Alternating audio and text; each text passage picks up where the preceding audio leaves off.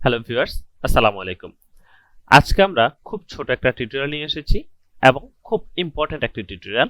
সেটি হচ্ছে আমরা কিভাবে ফোন নাম্বারকে নিজেদের ইচ্ছা মতো করে ফরম্যাটিং করতে পারি। আপনারা দেখতে পাচ্ছেন আমি যখন এখানে যে কোনো একটা ফোন নাম্বারকে টাইপ করি তখন দেখা যায় এখানে ফোন নাম্বারটি প্রপারলি আসে না। যেমন এখানের মধ্যে আমি যে ফোন নাম্বারটা লিখলাম শুরুতে জিরো নেই, পাশাপাশি আমি যদি এখানের মধ্যে +8801 সামথিং এইভাবে যদি টাইপ করি তাও দেখা যায় প্লাস সাইনটা আসে না।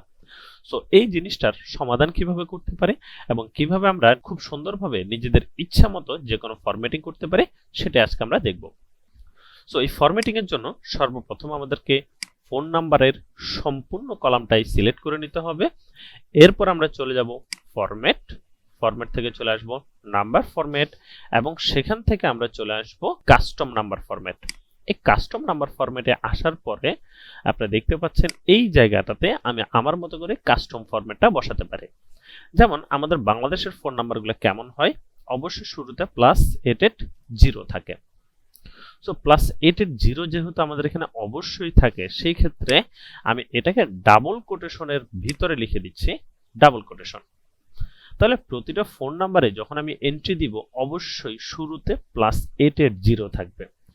এরপরে আমি চাইলে একটা স্পেস দিতে পারি কিংবা যে কোনো কিছু আমি দিতে পারি। এরপর আমি এখানে যদি কোনো কিছু দিতে না চাই নাও দিতে পারি। এরপর আমি এখানে হ্যাশ চিহ্নটা দিয়ে দিলাম। হ্যাশ মানে হচ্ছে যা কিছু থাকবে ওই সেলের মধ্যে, যা কিছু আমি টাইপ করব বা যে কোনো নাম্বারে টাইপ করব সেটাই সরাসরি উঠে যাবে। সো আমি এখান থেকে অ্যাপ্লাই দিয়ে দিচ্ছি। এখন দেখতে পাচ্ছেন খুব সুন্দরভাবে আমাদের ফোন নাম্বারের ফরম্যাটটা হয়ে গেল। এখন যদি আমি কোনো কিছু না লিখি +880 আমি যদি নাও লিখি আমি সরাসরি লিখতে পারি 14 সামথিং, এইভাবে আমি এখান থেকে লিখে যাচ্ছি, এন্টার দিলাম, সেটাই সরাসরি এখানে হয়ে গেল। 18 সামথিং দিয়ে দিচ্ছি, তাও কিন্তু হয়ে যাচ্ছে। সো এইভাবে আমরা যে কোনো ডাটাকে খুব সুন্দরভাবে এখানে টাইপ করতে পারি। সো এই ছিল আজকের খুব ছোট একটা টিউটোরিয়াল। সবাই ভালো থাকবেন, দেখা হচ্ছে পরবর্তী ভিডিও।